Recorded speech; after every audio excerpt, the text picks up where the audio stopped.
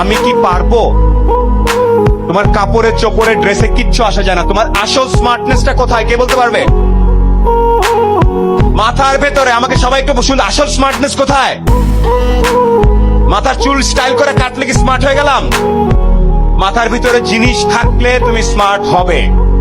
আমি আবারও তোমাদের সবার প্রতি এখানে বলবো, যার যেই বইগুলো আছে মনে করো, আচ্ছা আমি ক্লাস 9-এ পড়ি, এই 10টা বই এভাবে তাকাবা, 10টা বই দেখি তো, দে তো, এই শেষ, রাখ।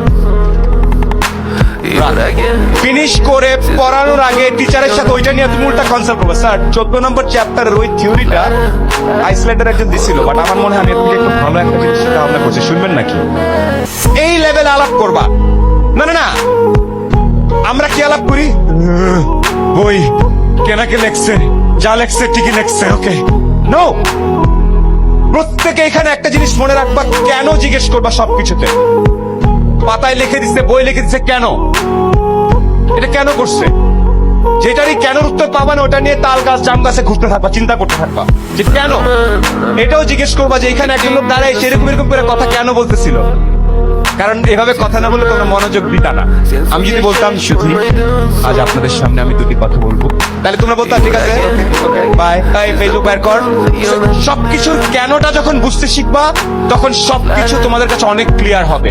এখন থেকে কি জিজ্ঞেস করবা? কেন? এখন থেকে যেখানে কথা হবে, যেই রচনা লিখবে, যেই পরীক্ষায় যাবে, যেই জিনিস করবে, কেনটা খুব ক্লিয়ারলি বুঝবে।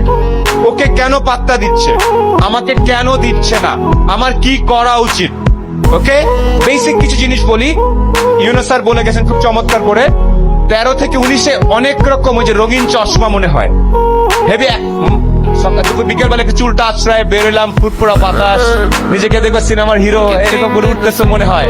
পাশ দিয়ে একজন মেয়ে যাচ্ছে, একটা বাজে কথা বলে দিলা, স্মার্টনেস না। এই বয়সের প্রত্যেকটা ছেলেকে বলবো, কোনোদিন যেন ইপটিজিং এর মতো একটা বাজে জিনিস তোমার মাথা থেকে বের হয় না। একটা রিয়েল পুরুষ, একটা রিয়েল ছেলে স্মার্টনেস দেখানোর জন্য কখনো কাউকে উত্তক্ত করে না। তোমাদের এই এলাকার প্রত্যেকটা মেয়ে যেন স্মার্টলি নির্ভয়ে পড়াশোনা